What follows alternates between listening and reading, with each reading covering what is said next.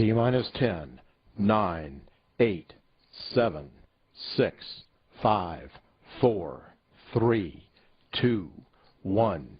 Ignition and liftoff of the Atlas V with Juno on a trek to Jupiter, a planetary piece of the puzzle on the beginning of our solar system. PTR roll program is in progress. Vehicle body rates look good. Booster PU has gone to fixed angle. S&B chamber pressures have plateaued. I'm rolling off. Signatures look good. RD-180 operation looks excellent at this point on the flight.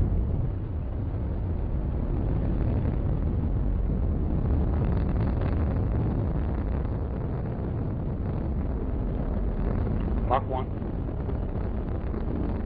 S&B chambers continue to roll off.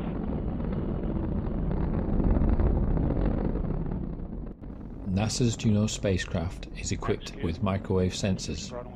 They are designed to see through gas twice as thick as the Venusian atmosphere and have 10 times the viewing depth of the radar on the Cassini spacecraft currently orbiting Saturn. It is estimated to have a viewing depth of around 600 kilometers beneath the top of Jupiter's atmosphere. This will be by far the deepest view yet into any planet or moon.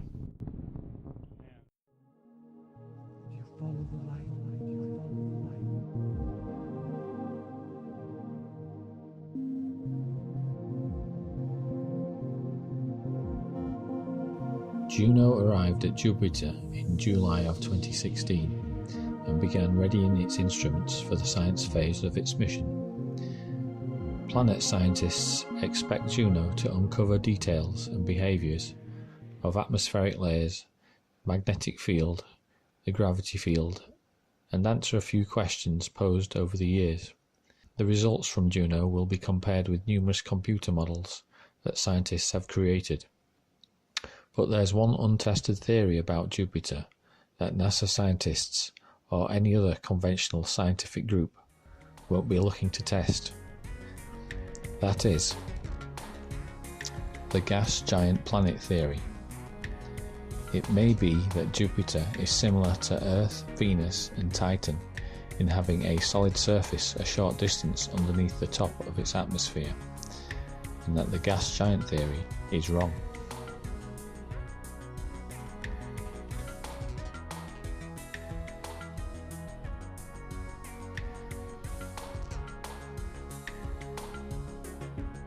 Today, the gas giant model has permeated planet theory so extensively that everyone seems to assume it has been directly evidenced. It is taught in our schools as fact, but what evidence do we have? What year was it discovered or headlined in the media? Did you at one time refuse to believe it based on your own understanding of planets, but then were shown evidence that proved your own theory wrong and convinced you that gas giants were real? Whatever the origin of the gas giant model, Juno may soon find evidence to test the gas giant theory, perhaps for the first time in history. The next few days might be the last time we can be skeptical of an untested theory. If Juno finds a solid surface on Jupiter, then we'll be forced to go back and look at why the gas giant theory has been believed for so long.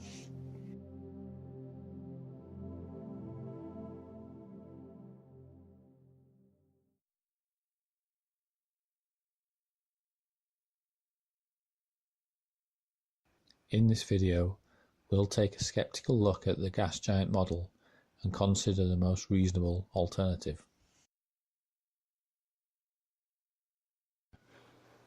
Let's start with the simplest reason. 100% of worlds tested so far are Rockies. Jupiter would be the first non-rocky. Most of the worlds in the solar system have visible rocky or ice surfaces. Titan and Venus have opaque atmospheres, and before interplanetary spaceflight, it was unknown if they had a rocky surface a short distance beneath the top of their atmospheres. Planet modelers assumed they did, and instructed engineers to send probes capable of measuring the assumed rocky surfaces. Straight away in this review, we found a potential stumbling block in testing Jupiter. Juno has been designed to study gas layers within Jupiter. Will a gas analyzer recognize a solid surface if it sees one? And if so, will scientists who are convinced there is no solid surface recognize the anomalous signature of solid rock? I emailed Mike Jansen, NASA's principal investigator for Juno's microwave radiometer, to ask him if it would recognize a Jovian solid surface. He said yes.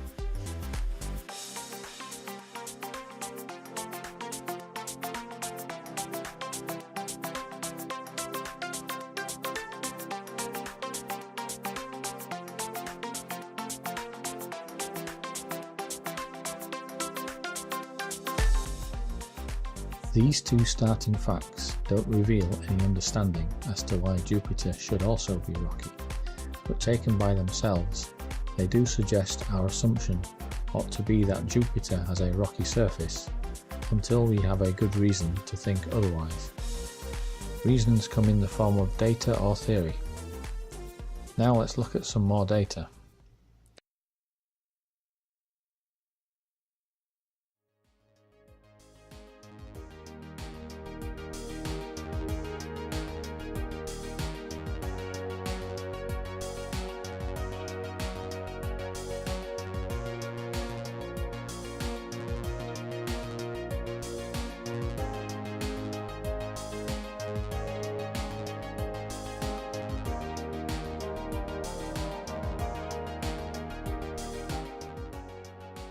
By the early 1990s, planet modelers had had decades to work out their gas giant models.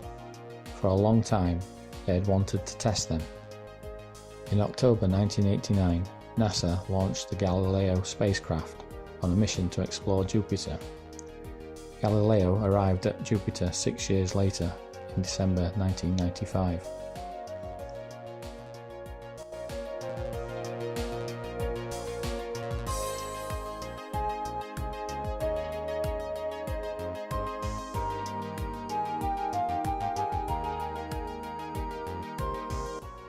The spacecraft orbiter was not equipped to look underneath the opaque top of Jupiter's atmosphere. Instead, it had an atmospheric probe, which was immediately launched when Galileo arrived at Jupiter. The data sent back from the probe as it descended into Jupiter was difficult to interpret. The first thing that had obscured the data was that the Galileo orbiter had had a serious malfunction. During its science phase preparation, its high bandwidth data transmitter failed to activate. Engineers on Earth then had to reprogram Galileo to transmit all its data via its low bandwidth transmitter, and also store and organize much more data on its limited amount of magnetic tape memory. The Galileo science mission was already into make do and mend before it even got started. The data from the atmospheric probe was sent to the orbiter, then relayed to Earth. The data took a long time to comprehend. It suggested that the upper atmosphere of Jupiter was much denser, hotter, and had higher winds than any model had predicted. The atmospheric layers expected were not detected. The composition of the atmosphere was not as expected. The Jovian upper atmosphere pushed the Galileo atmospheric probe beyond its operational capacity faster than expected, both in its measuring instruments and its durability, and the probe stopped communicating just 156 kilometers into Jupiter's atmosphere. It had been expected to descend 600 kilometers before failure. The Galileo mission had created more questions than answers, so everyone wanted another Jupiter mission.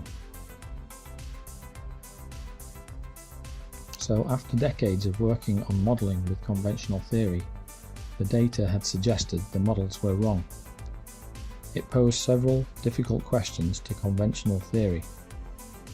Why did the Jovian atmosphere get so dense and hot so soon? Or why was it expected that it would be sparse and cool?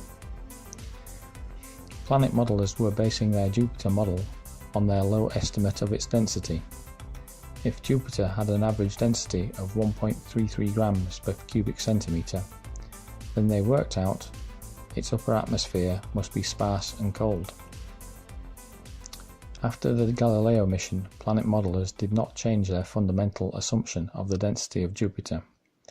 Instead, they theorized that convection currents within Jupiter were able to push higher density gas to the upper atmosphere.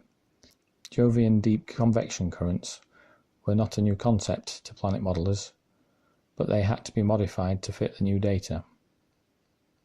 Today, there isn't any gas giant model of Jupiter that doesn't require some exceptional or exotic physics to fit the data. So what had gone wrong? Why was the Jovian atmosphere much hotter, denser, and with faster winds than expected? Why were the gas giant models of the early 1990s all wrong? In part 2, I'll address these questions with a criticism of one of the oldest and most revered theories in physics.